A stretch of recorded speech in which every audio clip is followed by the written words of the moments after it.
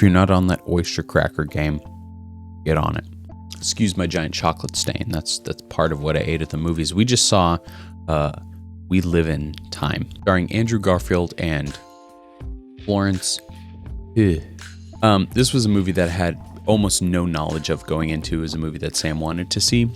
It was really interesting. I went into it with the expectation that I was gonna not be interested in it. I thought it was gonna be either not really bad or not really good and not interesting to talk about here in a review, but it proved to be otherwise. Essentially, it's about a chef and a guy who's recently out of a divorce.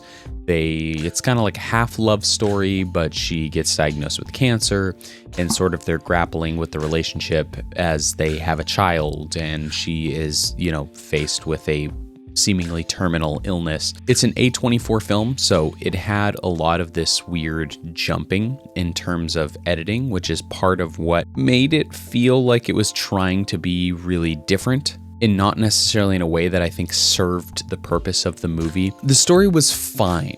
It was kind of a downer, bit of a bummer movie, but it had some interesting elements that I found worthy of me continuing to think about and continuing to talk about. And Sam and I have had multiple conversations throughout the day after we saw this about how we felt about the movie and what it was, which is always a great and very important thing about a movie, is whether you think it's good or bad, does it get you talking about it? And if you're talking about it, in my opinion, it's worthy art. It's worthy of something because it has some sort of impact on you. And this movie definitely was that. I'll start with the things that I liked about it. I thought Andrew Garfield and Florence Pugh had really, really strong performances. I was, as someone who has not really been checked into the Spider-Man stuff, I had never seen Andrew Garfield's real acting chops, but this movie, whether it was him or the direction or a combination of both, was incredibly powerful, and I thought it was really emotional. And Andrew Garfield himself came across as an incredibly likable, understandable, relatable character. I have to preface this that I'm going to come at a lot of this movie with a bit of a bias as being a parent, and it's difficult sometimes for me to know where that bias ends and begins in terms of how the actual performances and the writing specifically are judged. But Jessica Pugh, who played Almut, I found her character her performance was stunning and really well. I think she performed the writing aspect of this movie very well. But I think the writing, while I think it was probably not the intention, she came off as a very unlikable character, which is a huge disservice to the movie. And that leads me into some of the things that I did not like about this movie. Namely being that I found that the movie focused around her as the main character, but I found myself way more interested and way more invested in Andrew Garfield's storyline and that character's journey and development.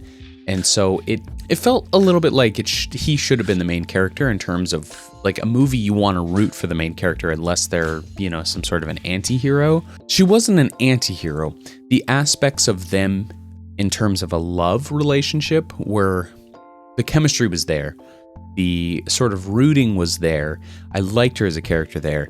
But when it came to her being a parent and a person who is responsible and involved in a family, was very unlikable. It's difficult there to know exactly what the intentions were of the writing. It's for sure worth noting that it was really funny.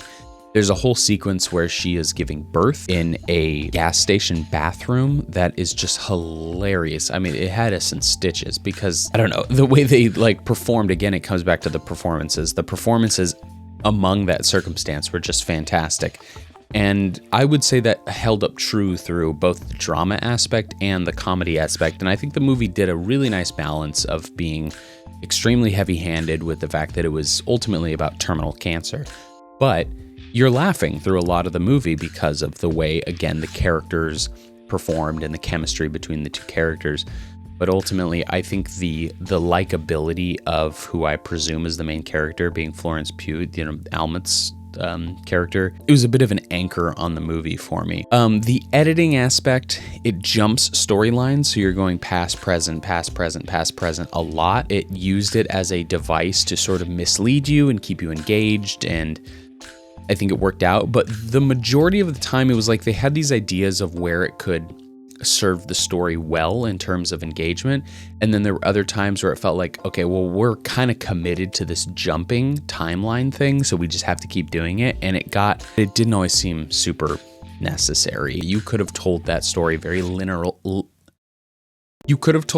very chronologically, and I think the main thematic hit points would have been the same. I also want to point out that the makeup was really great. I mean, obviously, as we're jumping time frames, the way that they were able to make her look pregnant, not pregnant, pre-pregnant, post-pregnant was effective and felt very real. So whoever is to be attributed to that fact, hats off to. Yeah, I think this movie was like, actually, I thought it was going to be pretty basic, boring romance, and it had a lot to offer. I think it's worth watching if you're into romance movies. I saw some comments of that it doesn't add anything to the genre.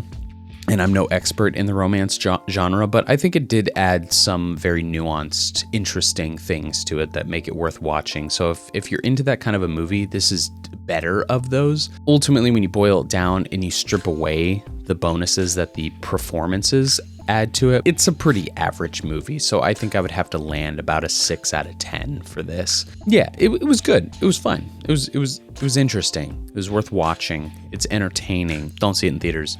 It's a streamer. And only if you're into romance stuff, I guess, in general. It's very, personal. So 6 out of 10. In case you're wondering, the chocolate stain is from, I had chocolate covered pretzels at the movie theater. So